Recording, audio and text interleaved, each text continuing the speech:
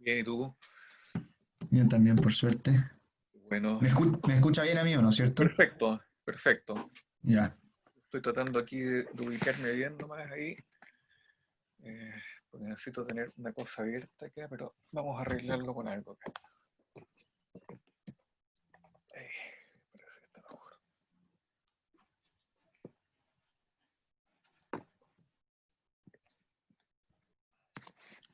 ya. ¿Vamos a comenzar al tiro entonces o vamos a esperar vamos a esperar un poco que se Sí, siga espera que sumando gente? démosles unos segundos, un minuto.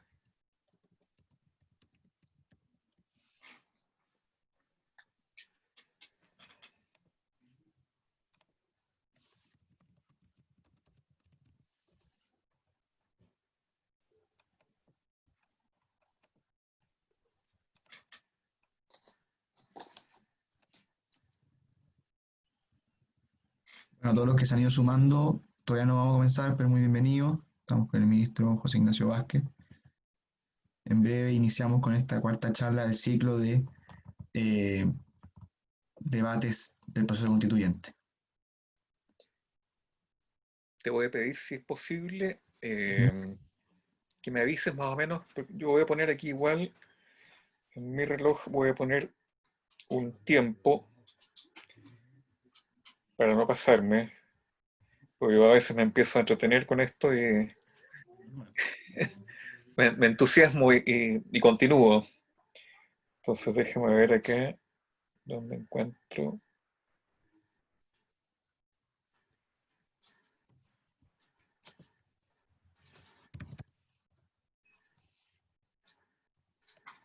No, no.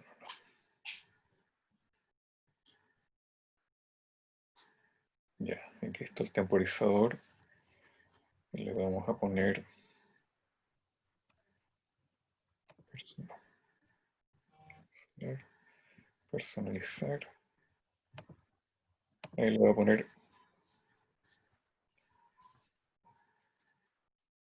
40.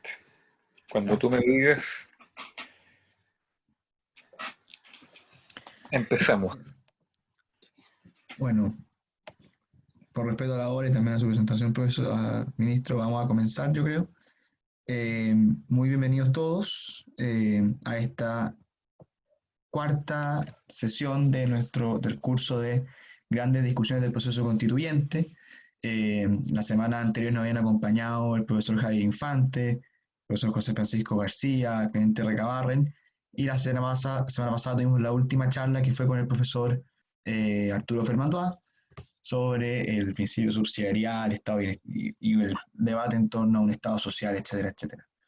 Hoy nos acompaña José Ignacio Vázquez, él es abogado de la Universidad de Chile, ha sido profesor de distintas universidades, actualmente lo sigue siendo en la Universidad de Chile, y es ministro del Tribunal Constitucional. Y precisamente lo he invitado para saber un poco más con respecto al debate que se va a generar y que se ha generado ya en torno a la existencia o la razón de ser del Tribunal Constitucional en el eventual proceso constituyente que, bueno, cada vez se encuentra más aplazado, pero al parecer es inevitable. Eh, Sin mucho más preámbulo, vamos a escuchar la presentación del profesor y después vamos a tener el espacio para las preguntas. Las pueden ir dejando en el Q&A o mandarla por el chat directo a los panelistas y ahí al final hacemos una pequeña ronda de preguntas. No olviden además compartirnos en redes sociales si lo estiman conveniente. Sin más que decir, dejo al profesor la palabra. Muchas gracias, Jaime. Bueno, desde luego agradezco la invitación que me ha formulado pensando Chile, Chile siempre y República. Muy grato, desde luego, estar con ustedes, de poder compartir estos momentos y de poder eh, conversar, primero hablarles, después conversar acerca de, más allá del proceso constituyente, desde luego, en algún sentido, del Tribunal Constitucional. La charla se titula El futuro del Tribunal Constitucional y yo la verdad es que antes de eso quisiera partir, si me lo permite don Jaime, haciendo una pregunta, digamos, ¿no es cierto? Que ¿es posible un Estado constitucional eh, sin tribunal constitucional. Esa es básicamente la primera cuestión, y yo creo que la más esencial que nos debemos hacer en estas circunstancias y ante este desafío que plantea la charla, ¿no es cierto? Y el proceso constituyente. Entonces, yo, digamos, precisamente invierto de alguna manera y digo, bueno, más allá de cuál es el futuro del Tribunal Constitucional, es qué modelo político y constitucional se quiere formular, digamos, a la luz, ¿no es cierto?, de los modelos en general hoy día existentes, en boga, y creo que en ese sentido, cuando hablamos de un Estado constitucional, que es un modelo y un paradigma del constitucionalismo que se origina fundamentalmente, diríamos prácticamente en los albores de la Revolución Francesa, pero que después es absolutamente olvidado y vuelve a retomarse en forma a partir de del término de la Segunda Guerra Mundial, o sea, de la posguerra de la Segunda Guerra Mundial, cuando luego de las experiencias traumáticas de los países europeos se plantea un retomar básicamente el modelo de Estado constitucional. Y aquí puede parecer un poco paradójico porque uno dice, bueno, pero después de la Revolución Francesa hubo Estado de Derecho, etcétera.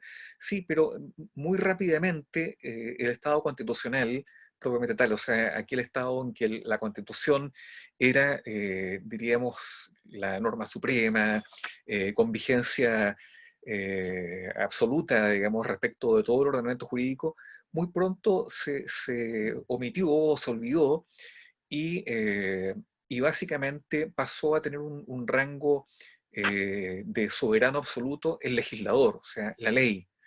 De hecho, uno ve las definiciones, ¿no es cierto?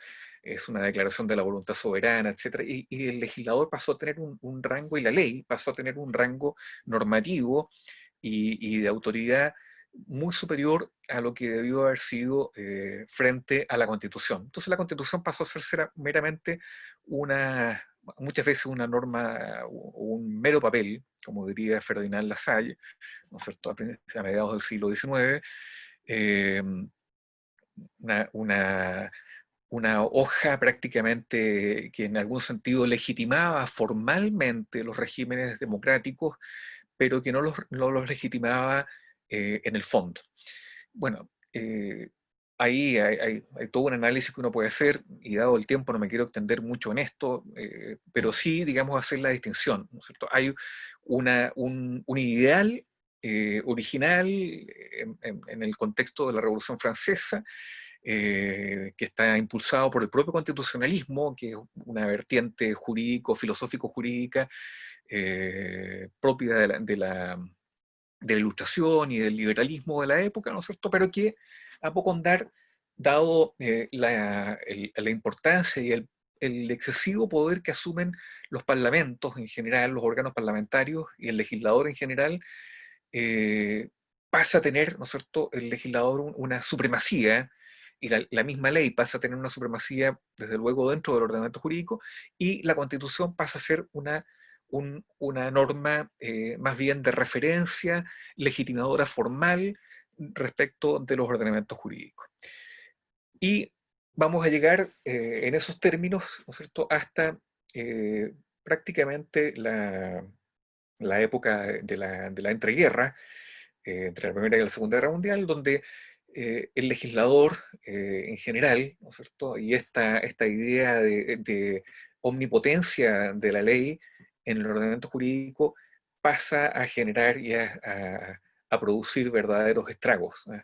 De alguna manera, ese mismo fenómeno lleva al positivismo jurídico, y el positivismo jurídico lleva a un vaciamiento de contenido de la norma, porque se omite la norma de referencia, que es la Constitución, que no solamente debía entenderse como una norma que contenía preceptos vinculados al orden institucional, sino que además tenía, ¿no es cierto?, normas muy sustanciales como eran los de los derechos fundamentales.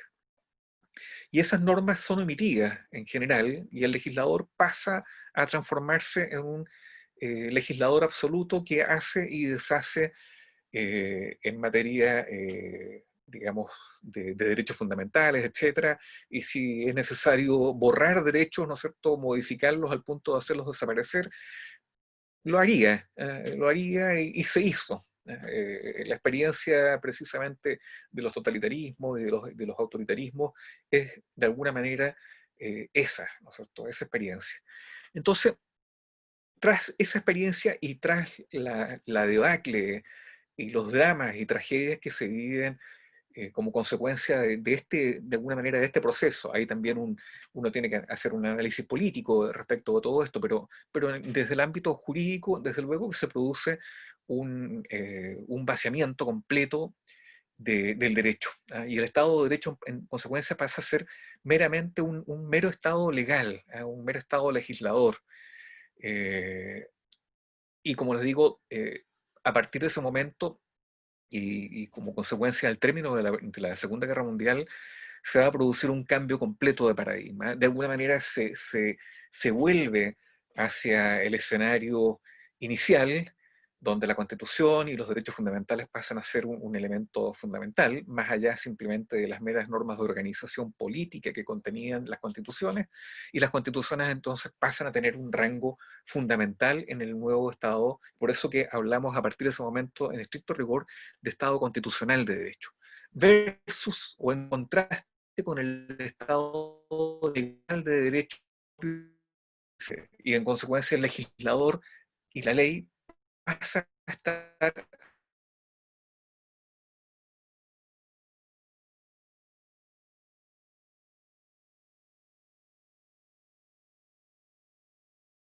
rango o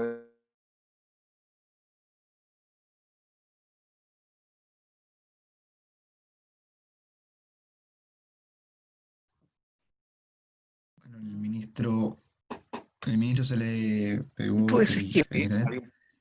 Ministro, se le quedó pegado la presentación. Ya, espero que lo que hago, No, ahora ya volvió, sí. ah, Ahora ya, se escucha bien de nuevo. no me voy a mover tanto entonces porque a lo mejor puede ser un problema de esta naturaleza. Bien, a partir de ese momento entonces tenemos una constitución como norma fundamental, un Estado basado en la constitución, un Estado constitucional, una democracia basada en la constitución, o sea, una democracia constitucional, no una mera democracia formal, como lo han pensado muchas veces personajes como Norberto Bobbio, ¿no es cierto?, dentro de un esquema positivista, sino que una democracia sustancial en el que los derechos fundamentales son expresión democrática y en consecuencia eh, ahí surge la necesidad de órganos que ejerzan un control de la constitucionalidad de las leyes y del resto de las normas del ordenamiento jurídico. Bueno, ya esto venía de antes, ustedes bien saben, la idea del control de constitucionalidad viene desde la primera experiencia en Estados Unidos con la Corte Suprema en el caso Marbury versus Madison en 1803, donde la Corte Suprema se transforma en el defensor de la Constitución, en el máximo intérprete de la Constitución, y posteriormente ese va a ser el modelo americano, por decirlo de una manera, ¿no es cierto?, propio del sistema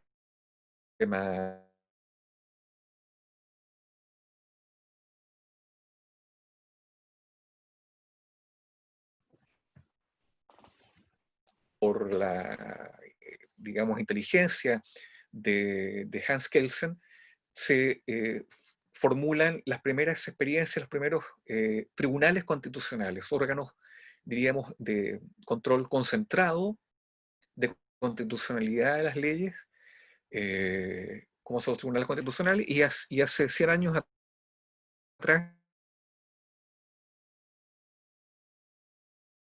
de Checoslovaquia, los dos primeros tribunales constitucionales. O sea, hace 100 años, hoy día estamos celebrando o conmemorando, digamos, el surgimiento de esos primeros órganos de control de constitucionalidad. Y celebrando, o deberíamos estar celebrando en Chile los 50 años de la creación de nuestro Tribunal Constitucional.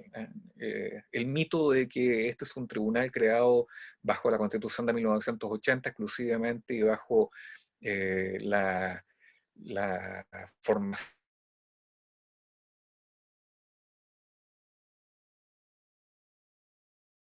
de alguna manera, de tratar de generar una confusión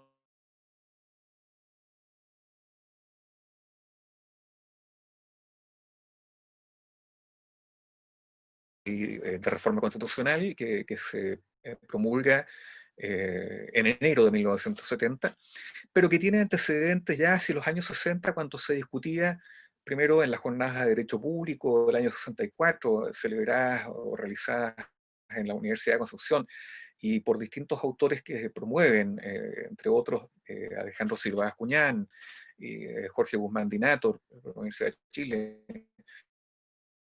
y otros profesores, Francisco Cumplido, etcétera, que van a llevar el año 64 a la creación de un proyecto de reforma constitucional, a una propuesta de reforma constitucional por el presidente Frei, que no tiene en el Senado, digamos, este proyecto finalmente es de alguna manera paralizado. Eh, hay una, hay una crítica y una posición contraria a la creación de un tribunal constitucional fundamentalmente por parlamentarios comunistas. Y posteriormente retoma el mismo presidente Frei el año 69, a principios del año 69, el impulso de este mismo proyecto, básicamente el mismo, y finalmente se aprueba y entra en vigencia la ley en enero de 1970, y el Tribunal Constitucional, su primera constitución, que era de 5 miembros, va a ser en el año 71. Entonces, hay un antecedente. Tenemos, no, no desde la constitución de 1980, la constitución de 1980 viene a restablecer lo que durante 7 años, desde el 73 hasta el 81, básicamente, el Tribunal Constitucional y luego es nuevamente rediseñado en la nueva Constitución de 1980 y entra en funcionamiento en 1981. Entonces, ahí vamos ya viendo dos etapas de Tribunal Constitucional. Una primera etapa de su creación, que va desde el año 71 o 70 hasta el 73. Luego otra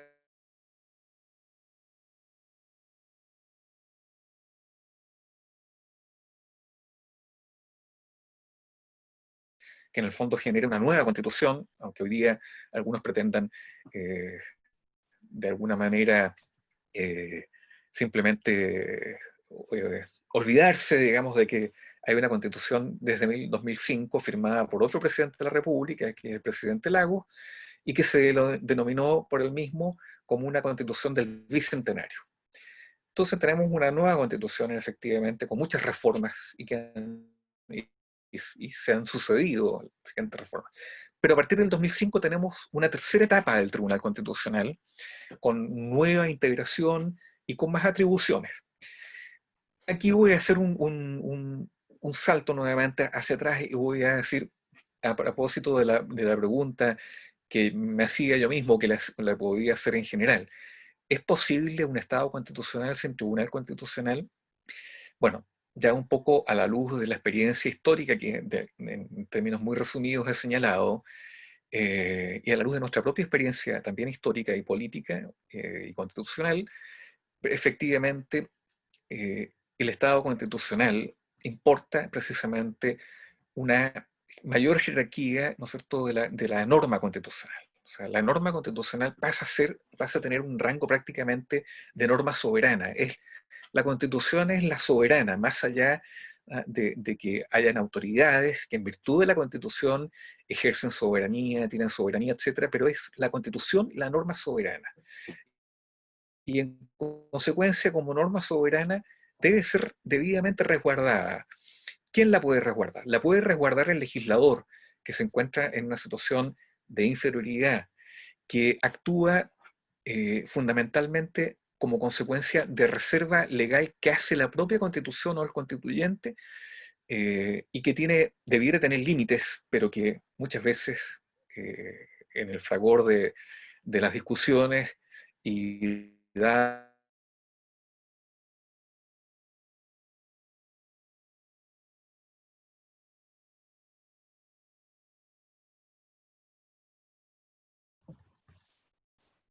por la Ministro, supremacía de la Constitución. ministro, es que ¿Quién puede velar? ¿Se ministro, va? se pegó cuando estaba mencionando cómo el legislativo se sobrepasa de sus funciones. Ya, El- volví ahora.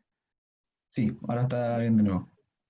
Bien, entonces vuelvo nuevamente sobre ese punto. Nos encontramos entonces frente a un tribunal, a un órgano que vela por la supremacía constitucional, porque no hay otro legislador, puede velar, pero también está el riesgo de que no vele por la supremacía constitucional. Eh, Eventualmente vulnera la Constitución. Y no solamente normas que pueden ser a lo mejor menos importantes, son todas importantes, pero en materia de organización o de atribuciones de los órganos del Estado, puede vulnerar, puede omitir, puede de alguna manera amenazar o privar derechos fundamentales.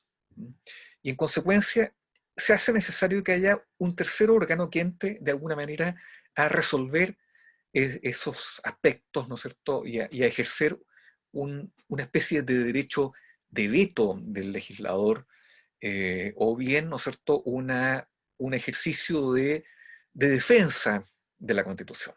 La Constitución en sí misma no se defiende sola, aunque se supone que están todos los órganos del Estado llamados a defender la Constitución y a defender el orden institucional de la República.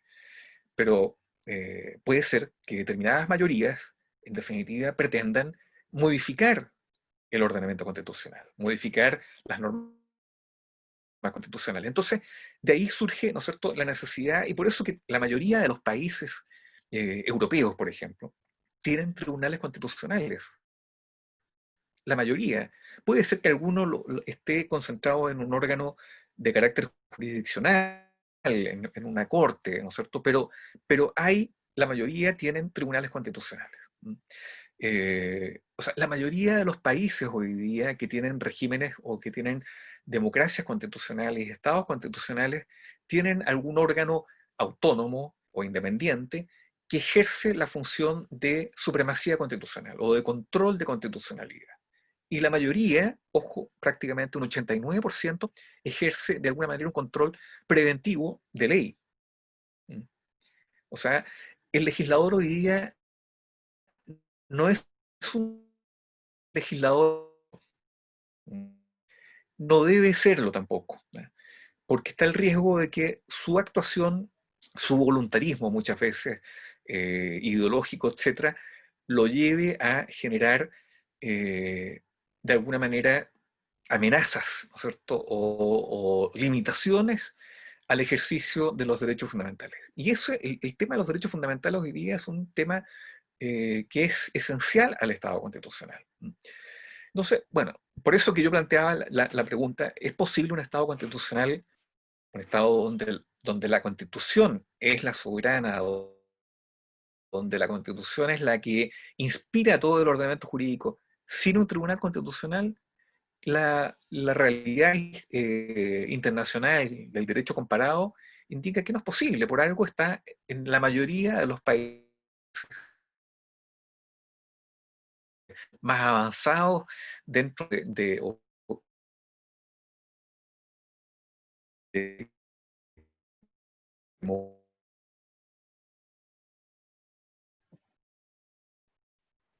Ministro, no sé si me escucha, pero se quedó pegado en la idea, se fue, ¿ya?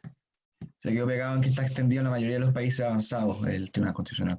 Ya, Ahí, perfecto. Bueno, ahí- entonces, nosotros siguiendo ese mismo esquema, ya en los años 60 se planteó, se desarrolló y se estableció un tribunal constitucional. O sea, nosotros tenemos un tribunal constitucional de hace 50 años, independiente que entre medio hayan habido modificaciones, etc. Ese es un punto importante a tener presente. Ahora, de aquí puede surgir la pregunta, obviamente, y el futuro, ¿cuál es el futuro del Tribunal Constitucional? Bueno, yo creo que efectivamente el Tribunal Constitucional requiere de algunas correcciones o algunos perfeccionamientos, ¿m? En su, por ejemplo, en su integración. Esto yo ya lo planteé en alguna oportunidad en el, eh, en el Mercurio Legal, planteé la necesidad de algunos ajustes, pero no la eliminación como pretenden algunos sectores que por supuesto no les gusta porque no quieren que el legislador tenga límites ni tenga controles. Quieren un legislador absoluto, con todos los riesgos inherentes a un legislador absoluto, sin límites. Algunos de los planteamientos que yo he hecho es que creo que los nombramientos que hoy día y la forma en que se han llevado a cabo y cómo están diseñados actualmente presentan algunas deficiencias. Por ejemplo, me parece que las designaciones realizadas por el Ejecutivo, por el Presidente de la República, no debieran recaer en funcionarios de gobierno. Eh, ¿Por qué? Porque obviamente los funcionarios de gobierno muchas veces, no siempre, por supuesto, hay honrosas excepciones, pero muchas veces van de alguna manera como eh, representantes del Ejecutivo en ejercicio. Y eso hay un riesgo ahí inevitable de un vínculo político que tratándose de jueces no debe existir. Entonces yo creo que en primer lugar los nombramientos del Ejecutivo deben corresponder a personas que estén fuera del ámbito del gobierno propiamente tal. O sea, sean personas designadas por el gobierno, pero que académicos o personas que se hayan destacado efectivamente en la actividad profesional y en el ámbito constitucional fundamentalmente, ojalá. Además, en el caso de los nombramientos del, eh, también me parece que hay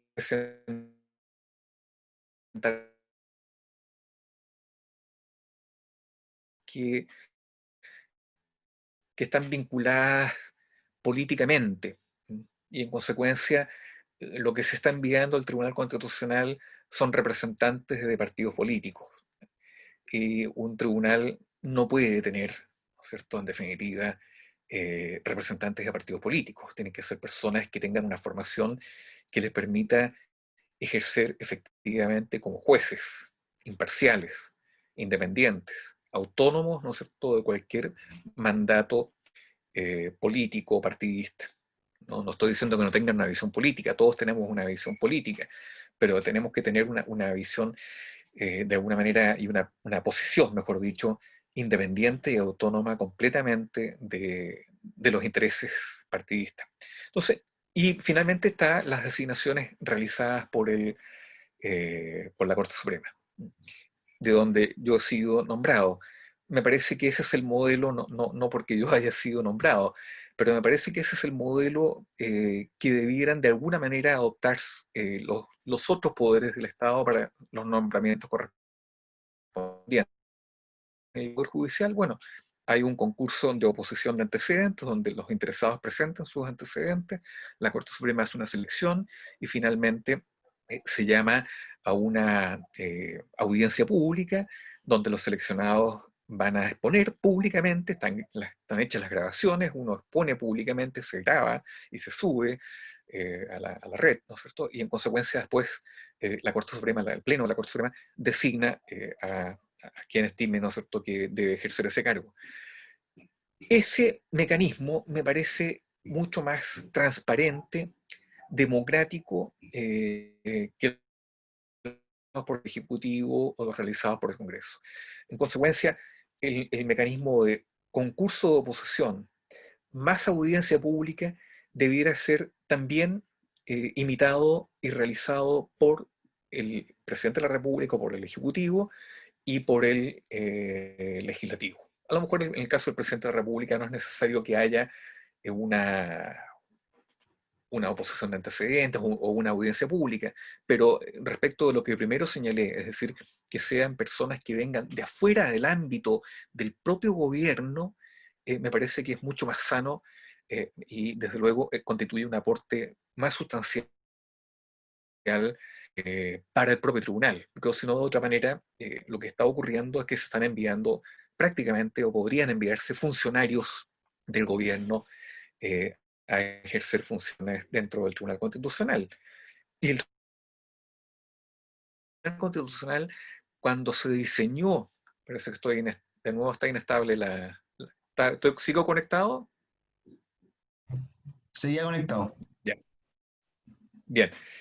Cuando se diseñó y se creó el Tribunal Constitucional, la idea era que sirviera de órgano que dirimiera los conflictos entre los poderes, o sea, entre el poder ejecutivo y el poder legislativo. Desde luego, los conflictos que emanaran como consecuencia de la elaboración de leyes, etcétera. Bueno, ese era el propósito del tribunal, servir de tercero imparcial. Pero si hay funcionarios que lleguen al tribunal, obviamente que, aunque haya, ¿no es cierto?, formalmente la desvinculación política del gobierno o del partido al que pertenecen, obviamente que en ese caso lo que va a ocurrir es que está el riesgo de que esa persona de alguna manera siga operando como funcionario del gobierno de turno, etcétera. Entonces, ese es un tema que hay que modificar fundamentalmente.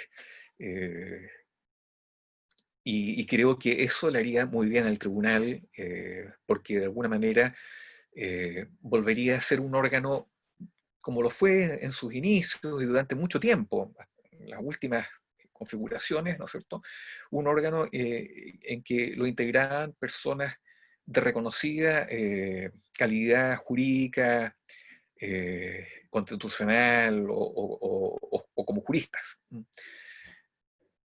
En el caso del Congreso, me parece que con mayor razón debiera imitarse el modelo del sistema de la Corte Suprema, es decir, concurso de oposición y audiencia pública. Me parece que esa, y no simplemente por acuerdos de mayorías parlamentarias, donde dicen, bueno, ahora corresponde, nosotros nombramos a este y después ustedes nombran a este otro. O sea, eso no debe ocurrir por ningún motivo. Otro aspecto que yo creo que también es importante de entrar a analizar es respecto del control preventivo de constitucionalidad de las leyes. Hoy día, y eso también eliminar o echar abajo un mito, el Tribunal Constitucional no ejerce un control de todas las leyes que salen del Congreso. Eso es una falsedad o un mito absoluto. El Tribunal Constitucional solamente ejerce el control de constitucionalidad preventivo de las leyes orgánicas constitucionales. Y por lo tanto, si uno lo compara en relación al resto del conjunto de las leyes, las modificaciones de leyes orgánicas constitucionales no son cosa de todos los meses o bien, ¿no es cierto?, a cada rato se están. No, son algunas normas, algunos preceptos incluso de una ley. Ni siquiera a veces toda la ley tiene el carácter de ley orgánica constitucional, sino que son algunos preceptos, algunas normas. Y ese es el control que ejerce el Tribunal Constitucional. Yo soy partidario del control preventivo, lo digo muy francamente, precisamente por lo que he señalado anteriormente, porque el legislador tiene que tener límites. Porque se puede decir, bueno, pero es que el legislador es representación de la democracia, en consecuencia representa. Sí, pero las mayorías que votan un determinado proyecto de ley no es representación de todo el conjunto del pueblo, es representación de una parte del pueblo. En consecuencia, la ley de alguna manera puede tener un visos de parcialidad y de alguna manera puede poner en riesgo los derechos de las minorías. Y el Tribunal Constitucional tiene que ser salvaguarda de las minorías. No solamente, digamos, debe ejercer un control de supremacía constitucional por la vía de la inaplicabilidad, sino que también debe ejercerlo en el control preventivo. En ese sentido, yo soy partidario de mantener el control preventivo. Pero si se quieren hacer ajustes al control preventivo, creo que lo que podría realizarse es una limitación, es decir, por ejemplo, ejercer un control respecto de aquellas normas legales que dicen relación con derechos fundamentales. Ahí yo no transaría en absoluto en el sentido que las normas que dicen relación con derechos fundamentales deben ser objeto del control de constitucionalidad. Ese es esencial. Ahí está en juego el Estado constitucional. Lo mismo también respecto de las normas eh, que establecen la organización y las atribuciones de los órganos del Estado, de los órganos constitucionales, fundamentalmente con el objeto de precaver que no se vulnere la autonomía de esos órganos. Eh, y que en consecuencia, ¿no es cierto?, se entre a modificar sustancialmente un órgano constitucional, las normas relativas al Congreso, por ejemplo, el mismo Congreso, o las normas relativas al Tribunal Constitucional, o al Banco Central, o a la Contraloría General de la República. De esas normas, yo creo que el Tribunal Constitucional debe velar por la supremacía constitucional y debe ejercer un control preventivo, o sea, a priori, de esas normas antes de que sean promulgadas, etcétera. Yo en ese sentido, y en el resto, bueno, ahí podemos entrar, ¿no es cierto?, a decir, bueno, el resto a lo mejor en materia de procedimientos o otras normas que no tengan ese alcance fundamental o de organización y de autonomía de los órganos del Estado, tal vez en ese caso yo no tendría problema en que se relajara o no existiera un control. Pero por principio, yo insisto, yo soy partidario del control preventivo de las leyes, al menos de las leyes orgánicas constitucionales. Y en un segundo, digamos, etapa, ¿no es cierto? Bueno, tal vez entrar a limitar ese control simplemente a lo que son los derechos fundamentales y lo que son la organización de los órganos constitucionales, las atribuciones, etcétera, con el objeto de que no pierdan su autonomía. Sería muy negativo, por ejemplo, que el Banco Central perdiera su carácter de órgano autónomo o órgano técnico, que es lo que le da precisamente su autoridad, su autoritas, su conocimiento, lo mismo el Tribunal Constitucional, etcétera, y otros órganos más, como la Contraloría General de la República, el Ministerio Público. De esos órganos sí que habría que preocuparse. Bueno, yo no sé si estoy en el tiempo, pero todavía parece que todavía me queda algunos minutos, ¿no es cierto? Eh, Otras cosas que, respecto de la legitimidad del Tribunal Constitucional, porque se dice, bueno, pero la legitimidad, ¿dónde está la legitimidad democrática? Se dice muchas veces. ¿Dónde están los criterios de legitimidad? Porque se dice, bueno, son nombrados de esta manera y en consecuencia no son órganos legitimados democráticamente. Es decir, los integrantes no son designados por elección popular, y no todos son designados por órganos que sean de elección popular. En el caso, por ejemplo, mío, yo soy designado por la Corte Suprema. Pero bueno, pero resulta que la Corte Suprema es un órgano que ejerce soberanía, es un órgano que está contemplado en el artículo quinto de la Constitución, porque el ejercicio de la soberanía no solamente se realiza a través de las elecciones o del plebiscito, sino que a través de las autoridades que la Constitución establece.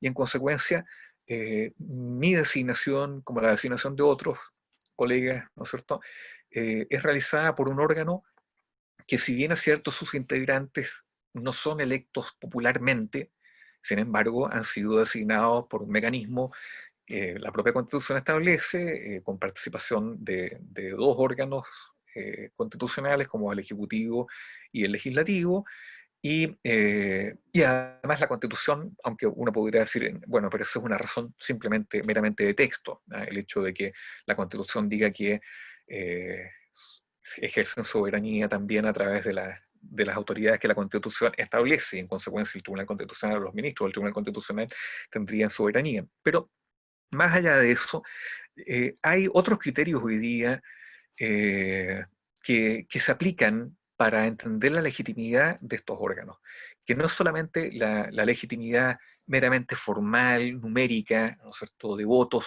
o de votaciones. Eh, y bueno, yo he preparado, tengo un documento que he preparado, ¿no es cierto?, respecto del tema de la legitimidad, y uno encuentra, desde luego, múltiples razones que justifican el término legitimidad es uno de los términos, en el fondo estamos hablando de la justificación en el contexto de un Estado y una democracia constitucional. Por ejemplo, se ha dicho que Kelsen reconocía que el Tribunal Constitucional goza de un margen de excepcionalidad, pero en el fondo señalaba que era necesario que existiera una suerte de órgano jurisdiccional que ejerciera el control de constitucionalidad de las leyes en general. ¿Ah? Porque aquí hay un tema muy importante. Previo a eso, hoy día, en la práctica, el principio de separación de funciones, como se enseña normalmente y como se ha aprendido desde mucho tiempo, sin mayor cuestionamiento a veces, no es una separación entre tres órganos, ¿no es cierto? No es la separación clásica tripartita de ejecutivo, legislativo y judicial. Ya desde principios del siglo XX, autores como Charles Eisenman, que era un constitucionalista francés, o Léon Duguay, también, ¿no es cierto?, un destacado jurista y publicista francés, o Carl Schmitt, planteaban que la, el planteamiento, la tesis, ¿no es cierto?, de Montesquieu había sido mal entendida. Lo que planteaba Montesquieu no era una separación estricta de poderes o de órganos, sino que lo que planteaba, tomándolo de la experiencia inglesa, era la existencia de equilibrios y contrapesos. ¿Ah? Checks and balance. Esa es la esencia de la separación de funciones. Esa es la esencia que hoy día opera en los estados constitucionales. Y en consecuencia, no solamente nos encontramos en un mismo rango con un tribunal, perdón, con un legislador, con un legislativo, con un congreso, con un presidente de la república, con un gobierno y un poder judicial. Hay varios otros órganos que ejercen funciones eh, constitucionales, que son órganos constitucionales y que operan en una relación de equilibrios y contrapesos con los otros órganos. Entonces, por ejemplo, desde luego el Tribunal Constitucional, las Cortes Constitucionales, los tribunales constitucionales a nivel mundial ejercen, son un órgano, ¿no es cierto?, se les haya denominado legislador negativo, porque eventualmente declaran o preceptos legales inaplicables o preceptos legales inconstitucionales. Y y en el caso nuestro, ¿no es cierto?, declarar inconstitucional una norma implica expulsarla del ordenamiento jurídico. Y se supone que se expulsa una norma legal en virtud de otra ley, pero en este caso es en virtud de una sentencia del Tribunal Constitucional, de un acuerdo del Tribunal Constitucional. El Banco Central también es un órgano que ejerce funciones constitucionales, ¿ah? Y que opera, porque en el fondo lo que define los órganos constitucionales es que participan del proceso de toma de decisiones políticas fundamentales. Y el Banco Central participa del proceso de toma de decisiones políticas fundamentales en el ámbito financiero, económico, etc. La Contraloría General de la República ejerce un control de legalidad y constitucionalidad de los actos de la administración. El Ministerio Público tiene encargado determinadas funciones importantes y el Poder Judicial, ¿no es cierto?, a su vez tiene divididas, junto con el Ministerio Público, tiene divididas las funciones. En consecuencia, hay varios órganos que ejercen eh, este, este, mm, estas funciones constitucionales y que en consecuencia entran a operar en un sistema de equilibrios y contrapesos entre todos ellos. Entonces, la visión de separación tripartita, que muchas veces uno la ha aprendido de manera muy simple o que se nos ha enseñado de manera muy simple, hoy día está superada. Y en ese esquema, en consecuencia, precisamente el Tribunal Constitucional viene a cumplir una labor fundamental dentro del esquema del Estado constitucional. Ejerce una labor de equilibrio y contrapeso, sin duda, de equilibrio y contrapeso. Y en esa labor de equilibrio y contrapeso está legitimada. ¿ah? Tiene una legitimación, desde luego, absolutamente clara. Eh, También se ha señalado que los tribunales constitucionales, voy a irme a algunos más avanzados, por ejemplo, hay un autor como Pierre Rosanvallon, que es un autor, un politólogo francés muy importante, ha señalado que los tribunales constitucionales hoy día tienen una legitimidad como órganos de la racionalidad o de la reflexividad. Eh, ¿Qué significa esto? Que el hecho de que el Tribunal Constitucional ejerza un control de órganos, ejerza una función de razonador público, lo que está haciendo, ¿no es cierto?, en virtud de eso, es ejerciendo una función que está motivada y que está fundada. O sea, el Tribunal Constitucional se manifiesta a través de razones. Sus sentencias están fundadas en razones. Hay una deliberación, es un órgano deliberativo. Al interior del propio órgano, y no solamente a nivel de órgano deliberativo respecto en sí mismo, sino que además delibera de alguna manera con el resto de los poderes públicos, fundamentalmente con los legisladores o los colegisladores, en el caso del presidente de la República, en el caso que sea colegislador, o en el caso del Congreso Nacional y los parlamentarios cuando ejercen como colegisladores también. Entonces, ¿qué es lo que sucede en este caso? Surgen, ¿no es cierto?, y se entienden nada menos que por la doctrina más avanzada en materia politológica, que estamos frente a terceros reflexivos. No solamente terceros imparciales, sino que terceros reflexivos, o sea, terceros que entran a argumentar y a deliberar respecto de determinadas normas, ¿no es cierto?, que se le entrega para su control. Y en esa deliberación, obviamente que van a dar razones. Ahí en ese esquema perfectamente también podría introducirse modificaciones al Tribunal Constitucional.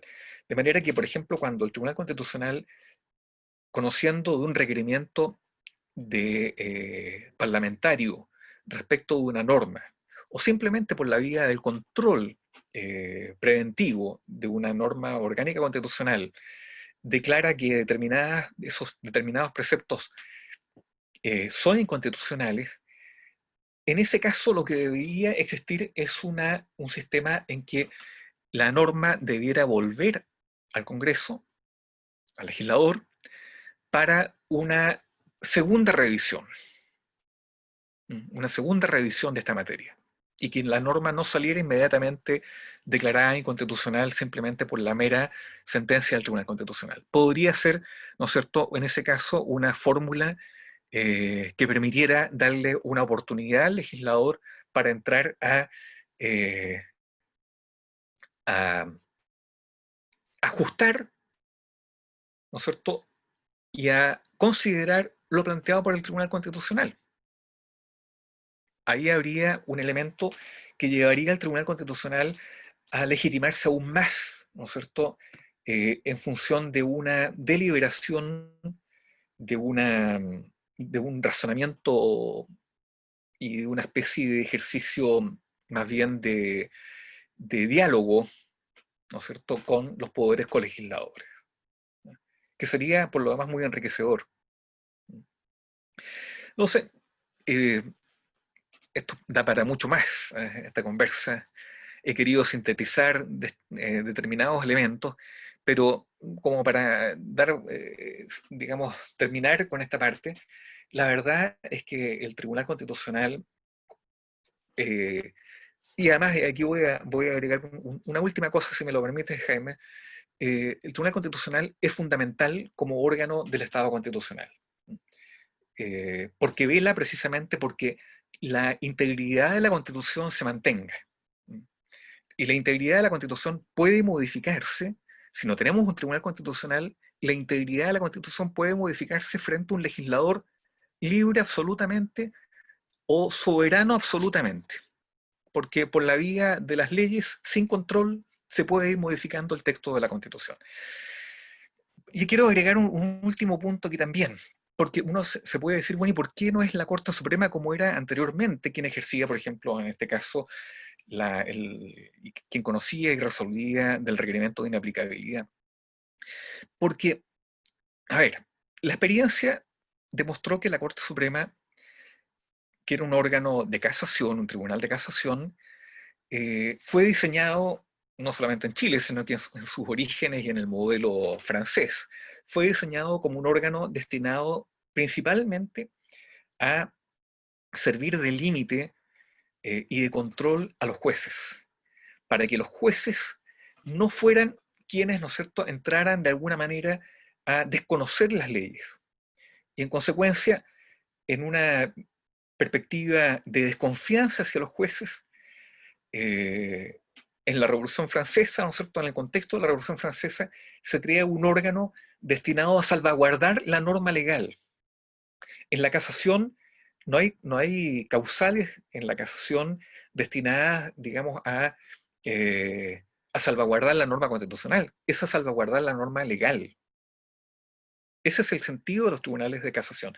Entonces, entregarle a un tribunal que tiene fundamentalmente el rol de ser un órgano que vela por la integridad de la ley y no por la integridad de la Constitución, en primer lugar ya hay un primer problema. Y por eso que prácticamente la Corte Suprema, cuando tuvo y cuando fue, ¿no es cierto?, la responsable de conocer y resolver las inaplicabilidades, prácticamente no declaró ninguna inaplicabilidad, porque en buenas cuentas la Corte Suprema respetaba, ¿no es cierto?, se sometía en el fondo eh, a la separación estricta de poderes.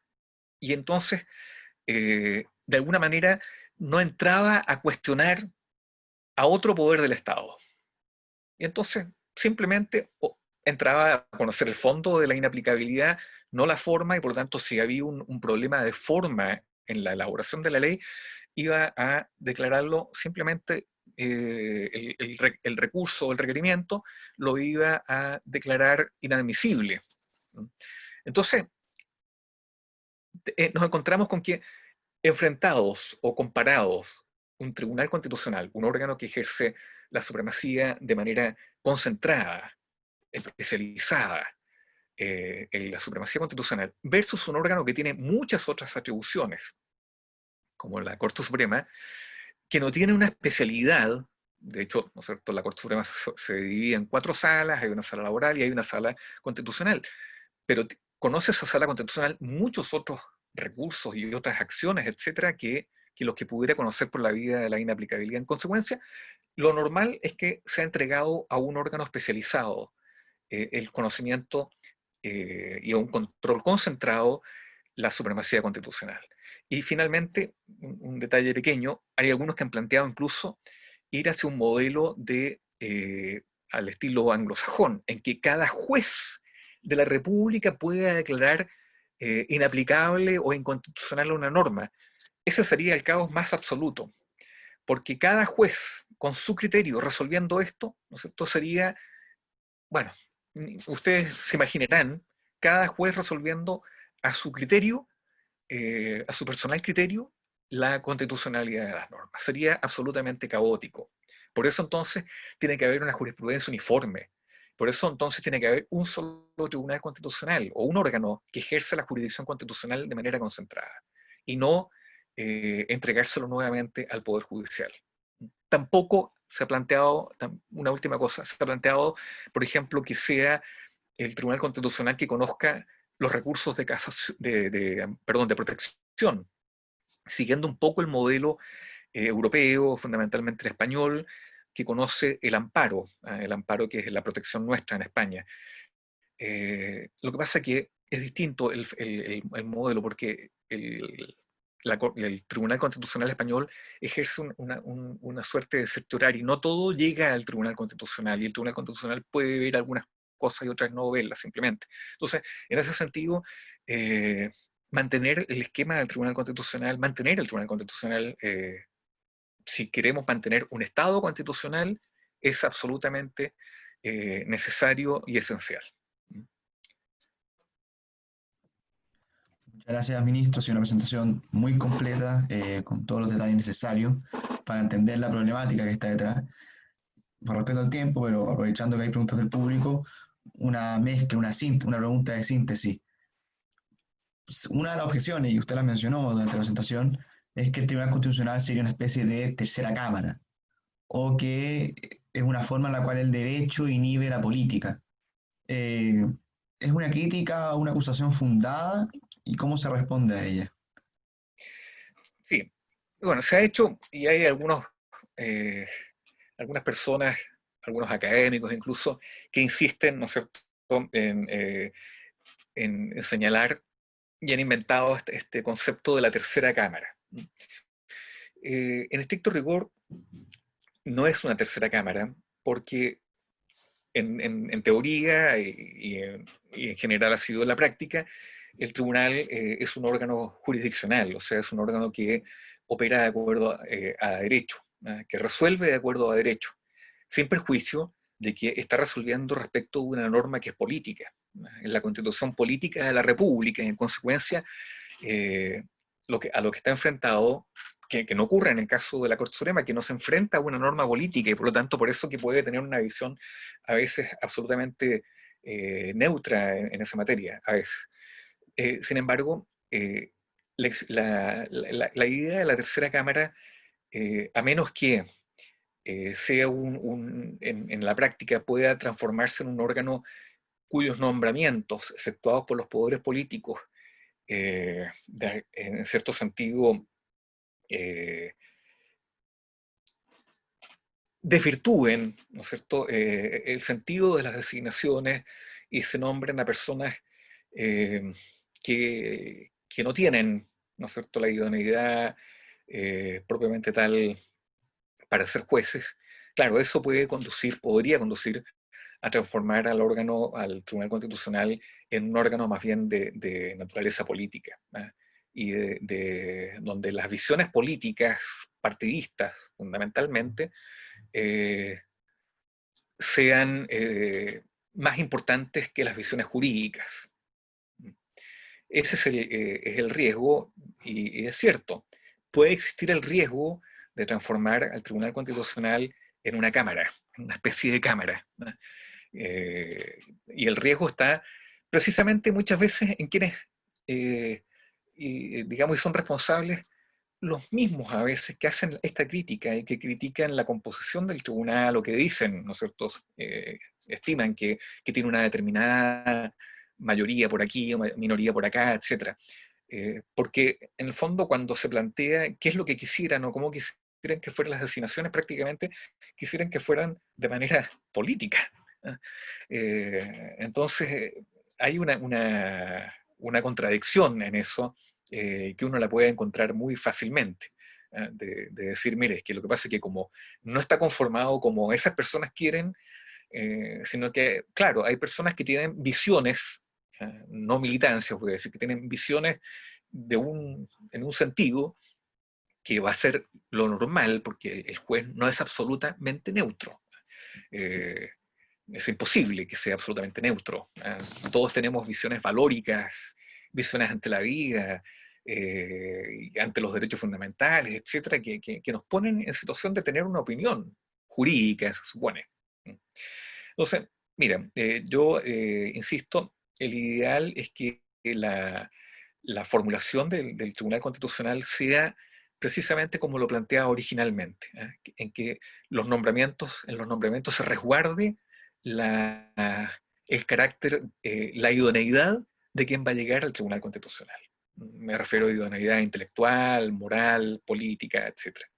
Honestidad, probidad, desde luego también, ¿no es cierto? Porque la probidad implica poner o dar preeminencia al interés público sobre el privado, sobre las posiciones personales.